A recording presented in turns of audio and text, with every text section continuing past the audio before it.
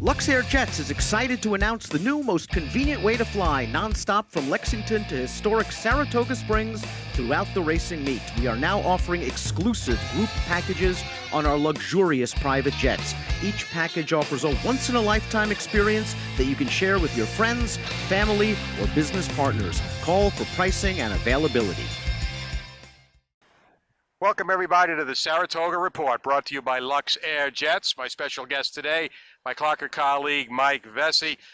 Mike's up here throughout the meet, just as I will be, giving you the updates on all the Clocker reports here throughout the Saratoga sessions on both sides, Oklahoma and the main track. Mike's already been here a couple of weeks, Mike, and from what you've seen so far, what's your thoughts about this meet coming up?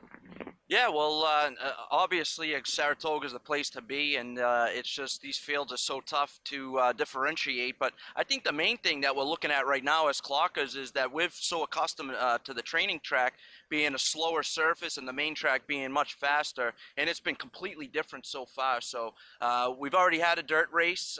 Rudy runs 1-2. But I'm looking for horses. I want to see how it plays. I want to see how the speed holds up, because this has been a very tiring surface, as you very well know, Mike, these past few mornings. Yeah, quite a difference seeing that main track with all the clay they added to it. Definitely on the slower side.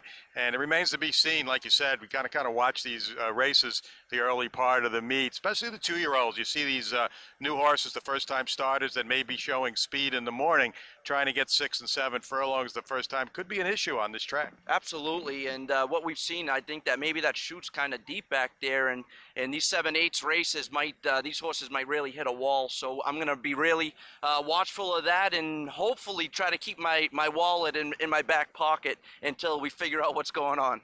Now, the turf course, on the other hand, though, is going to be a very popular spot, weather permitting. It's been very busy so far. We had over 70 workers on the grass this morning. I know, what are you looking for on the grass here during the meet, or what do you look for when you watch these horses work on the Oklahoma surface? Because they don't race over there, they race over here. For turf horses is a little bit different judging than the dirt horses. Usually they have that high knee action, those big turf hoofs that they have that be able to get the surface much better. So you see that, and really that's about all you can see. But now you do get to see the turf course as well, which is opened up 2 days a week now, so you can see how they really get over the turf course. And we're going to have a lot of reports on grass races, grass works.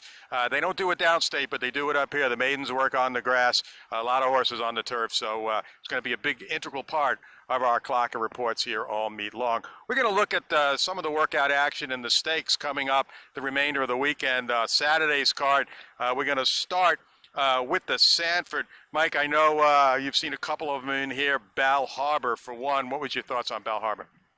Yeah, we've kind of each seen a work each of the whole field, really. So I saw the one on the 7th, work 2 back, and I thought he finished well and beat another horse by a length or so and finished well in it. It seems like he's a good horse. Might not be Pletcher's best 2-year-old we've seen yet, but I think he's probably a solid horse. He's trained that way anyway. Any Todd Pletcher horse in these 2-year-old races you got to respect. But Steve Asmussen has a couple in there as well, and we've both seen Direct Dial, and I know you like what you saw from him. I saw him. I was actually at Keeneland when he ran first time out, and I've kept an eye on him. I think he's a really good-looking horse. I think he's put in 2 really good races in a row, and I like what I've seen from him so far. I saw his work July 9th, and he held a clear edge over Buy, Sell, Hold, who we'll see today in the Philly stake, the Schuylerville. So I thought he's a good-looking colt, good-looking animal, and he should give a good account of himself tomorrow. Sanford, very wide open race. Trip will be very important in there. The favorite is on the rail, might be the favorite, Psychoanalyze, and he blew out of the gate just for the purpose, in case he drew inside, he'd be on his toes leaving there, and a good choice by Brian Lynch on Monday, because on Wednesday he wound up drawing the rail. The second stake and the main event on Saturday is the Diana. And Mike, you got to see Harmonize. What was your thoughts on her? I thought she's looked well. I mean, especially this last move on the 14th, she looked good. She was moving well. Like we talked about a little bit, you don't want to see a 48 from a turf horse. So she went 49-1, out 102-4, which is more than good. Probably Bill Mott was probably pretty pleased after that workout. Unfortunately, he wasn't pleased when he saw the entries that he's got to go up against Antonoy and Lady Eli, and they've both been doing terrific. I saw their last grass work a couple of weeks ago down at Belmont. They were nose and nose. That's perfectly matched a team as you could find. A little to choose between them. Both had plenty left in the tank at the wire, galloped out strong into the turn. Then they came back with kind of a maintenance half mile last week, and the beauty of our clock report is we've got a big team, not only you and I, but while we were up here, we had Dave Grenning back there, and he liked the work, and he actually loved the work. He gave him an A-.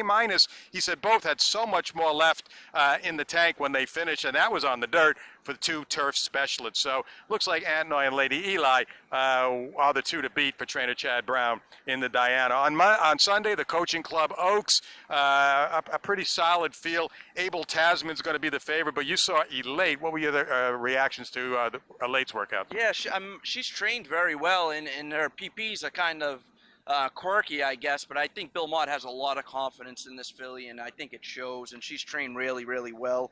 July 11th, went 1:04, out really well. That's the best of what she does, is gallop out nicely. And like I said, we had a really fast surface recently, so she went really quick last week as well, galloped out in 1:14.4 again, but I don't know if she can duplicate some of her best efforts, but she is training very well. And Abel Tasman, she hasn't worked here, but boy, she's looked terrific galloping in the morning. And her last work, I got to see it on tape. She actually outworked more Spirit for trainer Bob Baffert, so enough said there. Her last race in New York was super. She won against the bias on the dead rail, and I think she's the horse to beat once again coming east for the Coaching Club Oaks. Well, that's an example of what you're going to get here all summer long from the Clock Report, from Mike Vesce, from myself. So don't forget to drf.com. You can still purchase the Clock Report. I'll have Mike here many times throughout the rest of the meet with the similar kind of information as we progress through Saratoga 2017.